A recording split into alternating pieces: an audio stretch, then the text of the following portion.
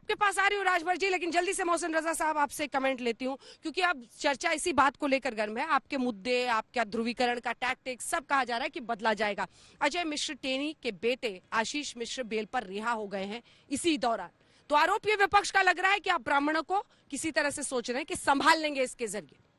रजा साहब देखिए अंजना जी, जहां तक आपने बात की भारतीय जनता पार्टी की आदरणीय मोदी जी के नेतृत्व की सरकार 2014 में जब आई और 2014 से लेकर और 17 तक अगर आप देखें पूर्वांचल को, तो पूर्वांचल में जो विकास कार्य चाहते थे, देश के यशस्वी प्रधानमंत्री जो योजनाएं भेजते थे, वो समाजवादी पार्टी जमीन पर नहीं उतरने देती थी। लेकिन उसके बाद भी परिणाम आपने देखा, और अब तो 5 साल हमने डबल इंजन की सरकार चलाई है। वहां पर जो अभूतपूर्व योजनाएं लेकर आए हैं, लाखों करोड़ का इन्वेस्टमेंट वो खाली पूर्वांचल में आ चुका है अभी तक, और जो विकास कार्य हुए हैं वो अभी आपने देखा कि कितने हमने इनॉग्रेशंस किए हैं आदरणीय मोदी जी ने, चाहे वो पूर्वांचल एक्सप्रेस वे हो, 9 चुनाव के पहले तो आप लोग कैंची लेके निकल पड़े थे सर। नहीं, मैंने कहा जहां मिलता था वही फीता काट रहे थे। 5 वर्षों में जो काम किया अंजना जी, उसके फीते काटे हैं हमने इनॉग्रेशन किए हैं, हमने कोई ऐसा शिलान्यास नहीं किया है। शिलान्यास वाले लोग तो वो तो कह रहे हैं कि ये जो पृथ्वी बनी थी तभी मैंने शिलान्यास किया। आशीष मिश्र टेनी पर आपने जवाब नहीं दिया। नहीं, मैंने कहा वही कानून का मामला है। जो कानूनी प्रक्रिया के तहत कोई आया बाहर, किसी को बेल मिली, तो उसको आप चुनाव से जोड़कर नहीं देख सकते। हम सबका साथ, सबका विकास, सबका विश्वास और सबका प्रयास की नीति पर आदरणीय मोदी जी के नेतृत्व में उत्तर प्रदेश में आदरणीय योगी जी के नेतृत्व में सरकार लेकर चल रहे हैं। और आज परसेप्शन उत्तर प्रदेश को लेकर पूरे देश में बदला है।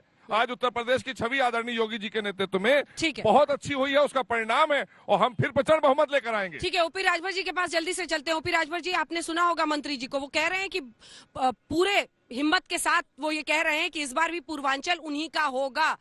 आप क्या कहेंगे, क्योंकि आपने तो इस बार ठान लिया है एकदम, अखिलेश यादव के साथ आप मिल गए हैं, उसके बाद से हम जातीय समीकरण भी दिखा रहे हैं, लेकिन सवाल ये है कि आप एक समुदाय को रिप्रेजेंट करते हुए कैसे ये दावा कर सकते हैं कि इस बार तमाम पार्टियां, ये तो दावा कर रहे हैं कि 80 और 20 का, राजभर जी ये तो 80 वर्सेस 20 कर रहे हैं।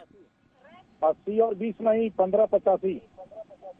और हम मंत्री जी से पूछ लीजिएगा कि अपने गिरादरी के 15-85 दिलाएंगे भाजपा को। हाँ, 15-85। और मंत्री जी से पूछे कि अपने बिरादरी के कट्ठे वोट दिए हैं भाजपा के, 14% वोट है, अब 12 से 22% अकेले राजभर है। और उसके साथ साथ हमारे यहाँ पाल, प्रजापति, कुम्हार, नाई, गोंड, लोहार, कुहार, अर्कबंसी, बंजारा, बहेलिया, कहार भी हमारे साथ है। बोल रहे हैं कि मंत्री जी से पूछा कि कैसे अपने बिरादरी का वोट कैसे दिलाएंगे बीजेपी को। राजभर जी, हमारी बिरादरी को तो आज पहली बार देश में विकास कार्यों से जोड़ा गया है, वरना आप सबने लूटने का काम किया। समाजवादी पार्टी हो, कांग्रेस हो, बसपा हो, सबने उनको वोट बैंक बनाकर रखा था। हमने मुख्य धारा से जोड़ा है आदरणीय मोदी जी के नेतृत्व में, उत्तर प्रदेश में आदरणीय योगी जी के नेतृत्व में। राजभर जी हंस रहे हैं, कैसी बात कर रहे हैं? हंसेंगे इसलिए क्योंकि वो अच्छी खासी जगह सबको लाभ देने के लिए यहाँ आए थे, विकास कार्य हो रहे थे, खाली उनके बेटे का विकास नहीं हो पाया, इसलिए वो चले गए हमें छोड़कर। तो इसलिए यहाँ परिवारवाद की पार्टियां नहीं काम कर पाएंगी हमारे साथ में, और ना परिवारवादी लोग काम कर पाएंगे हमारे साथ में। वो हमारे मित्र हैं, हमारे भाई हैं, लेकिन उन्हें देशहित में, जनहित में काम करना चाहिए था। वो मंत्री थे, वो छोड़कर चले गए। इतने दिन तक उन्होंने लोगों को वंचित किया, उनकी योजनाओं का लाभ तो आदरणीय योगी जी ने पहुंचाया है। तो ये सोचना चाहिए ओम प्रकाश राजभर जी को। राजभर जी जवाब दीजिए, करें बेटा पदों के लिए आप लोग छोड़ देते हैं? भाई पहले तो प्रश्न का उत्तर तो उन्होंने दिया नहीं, वो तो योगी मोदी के अलावा कुछ जानते नहीं। हमने पूछा कि वो मुसलमानों का वोट भाजपा को कट हो दिलाएंगे। 14% आपने कहा कि पूर्वांचल में 14% है, तो 14% में कै % वोट ये भाजपा को दिलाएंगे, जरा बता, पूछ लीजिए इन्हीं से। ठीक है, वो सीधा पूछ रहे हैं आपसे राजभर जी की 14% मुस्लिम है, हमने बताया है। वो कह रहे हैं 14% में से कितना % आप दिलाएंगे बीजेपी को?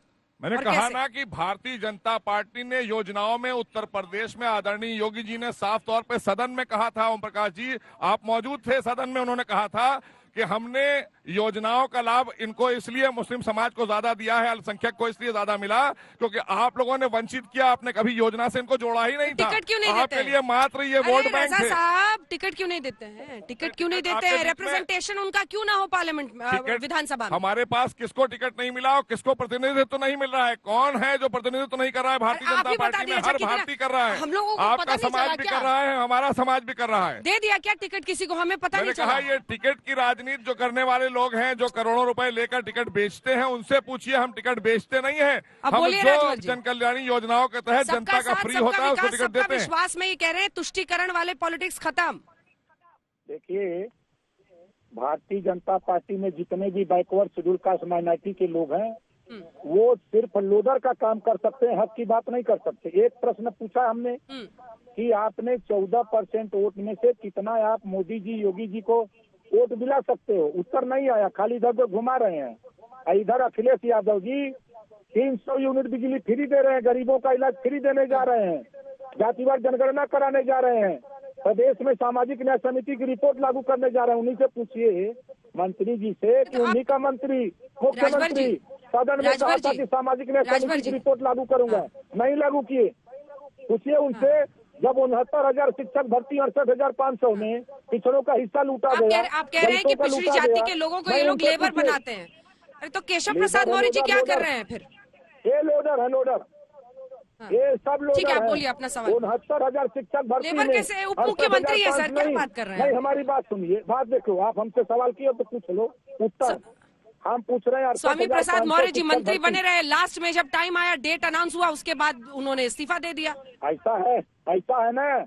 आप शिक्षक भर्ती पर वो सवाल कर रहे हैं, शिक्षक भर्ती पर वो सवाल कर रहे हैं। ठीक है, आपका सवाल पूछ रहे हैं। ओम प्रकाश जी, आप मेरे मित्र हैं, मैं आपका सम्मान करता हूं, लेकिन आपको बताना चाहता हूं कि देश के यशस्वी प्रधानमंत्री आदरणीय मोदी जी के साथ में 27 मंत्री पिछड़ी जातियों से, ओबीसी और बैकवर्ड और सभी आते हैं। आप जानते हैं, पहली बार 27 मंत्री काम कर रहे हैं देश के लिए, निर्माण कार्यों में आगे बढ़ा रहे हैं देश को मंत्रालय में। और उत्तर प्रदेश में आदरणीय योगी जी के साथ में 23 ओबीसी और पिछड़ी जातियों से हमारे उप मुख्यमंत्री जो हैं केशव प्रसाद मौर्य जी और स्वामी प्रसाद मौर्य जी भी पुत्र मोह में चले गए, उनको टिकट नहीं मिला। तो आप लोग जनता के हितों की बात कब करिएगा? अपने हितों की राजनीति अब खत्म हो चुकी है। सबका साथ, सबका विकास, सबके विश्वास के ऊपर आइए और सबकी सहभागिता होना चाहिए।